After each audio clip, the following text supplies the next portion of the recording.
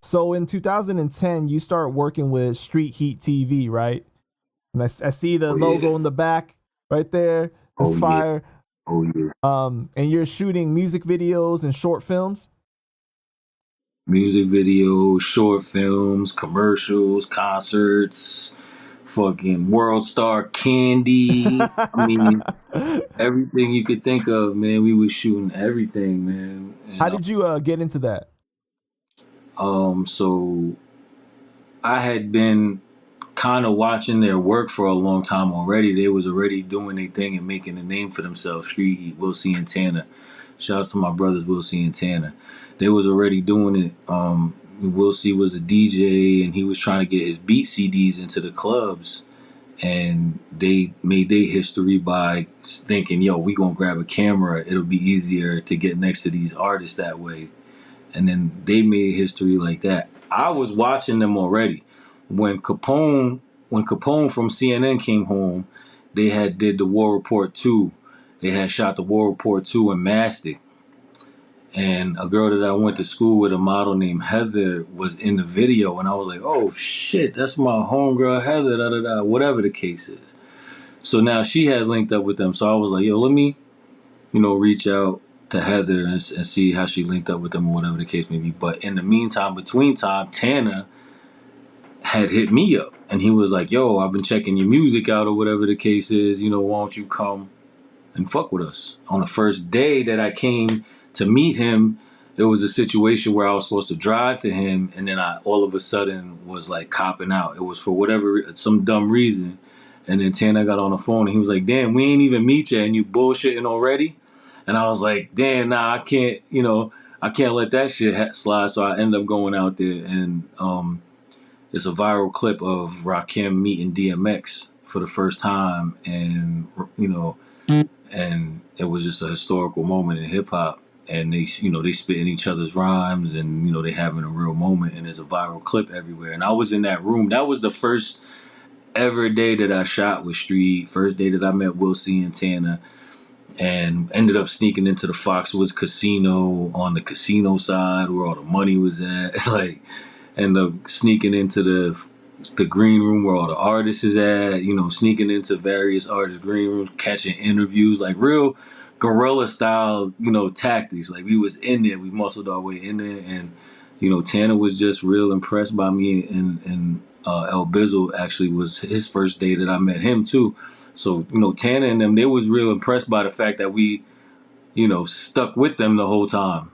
And so the rest was just history from there, man. It was just, energy, synergy. We really,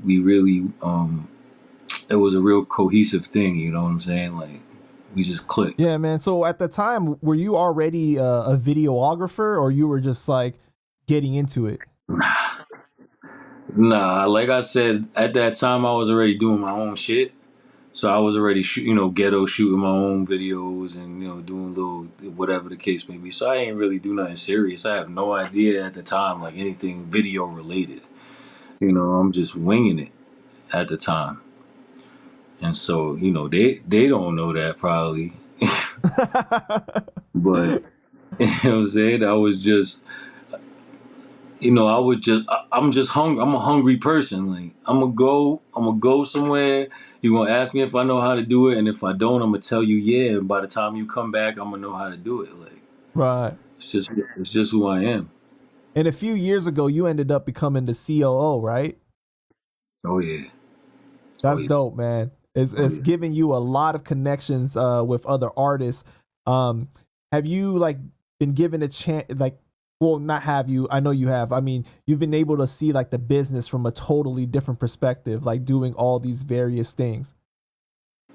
Oh yeah. So now I'm more. Now I'm super into the business side. Like I said, school changed my perspective on what the game actually is and how to monetize things. That's what I do really for Street Heat for the most part. Aside from being their head engineer and producer, for the most part, I'm trying to do for the artists what I didn't have done for me.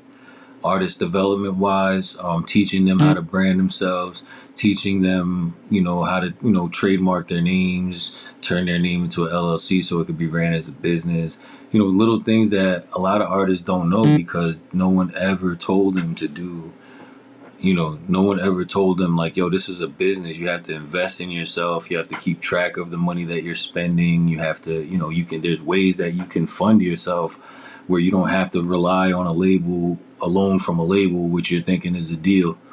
You know what I'm saying? It's just a whole bunch of things that artists don't know that I really, my main mission is to school them. It's a lot of people taking advantage of these artists because they don't know the business. They don't know nothing about how to protect themselves. They don't know nothing about getting their paperwork right. And I just can't take that shit no more, man. It's just, it makes me sick because these artists are literally putting in, it's a lot of artists that are really dedicated to this and they putting in their last dollars to these scammers that are just, charging them to perform, charging them to this and charging them to that. When it's just, if you had knowledge, you would be able to just excel. And the more people that do good around you, the more, the better you'll do. Right. It's just just from experience, just from helping people and just genuinely being there. We'll see. That's my brother, man, and he's a big part of my life, and he's an influence in that part of me. Like just genuinely giving to people and helping people genuinely, that shit comes back tenfold, man. So you've built so many relationships with a lot of artists now, like Mano, right? Jim Jones, like all these different artists. Has it been more of a business relationship, or have you like developed like real friendships with these people now? So it's like certain artists that you see me around, that's business. You know what I'm saying? Certain artists that you see me around, we come around because it's mutually beneficial for each other. But there's some artists that are also like family. You know what I'm saying? And there's some artists that I've really grown and to have a real bond with that I'm that I'm super grateful for, that people that I kind of looked up to as as a rapper, like Corey Guns. Like that's my brother. Like, you know what I'm saying? We have a real relationship to where I call him, he call me, we fucking bullshit, talk shit. Yeah, we talk shit to each other. You know what I'm saying? Like certain people, I've gone to certain people's weddings, and it's just, I'm grateful for that, to be able to have those, and then it's certain artists that you work with so much that it becomes close. You become close with them. You know what I'm saying?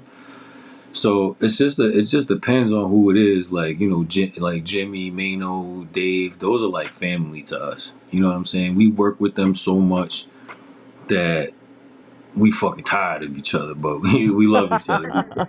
You know what I'm saying? Yeah. But no, it's not, seriously. It's all love, but it's the where we at. We in the big leagues. So when we get on set or when we do these things, it's like it's game time. We came here to do this shit for real. It's not it looks when you see behind the scenes and you see these little takes, it looks like it's all fun and games because we make it look good, but it's hours and hours of work. You know what I'm saying?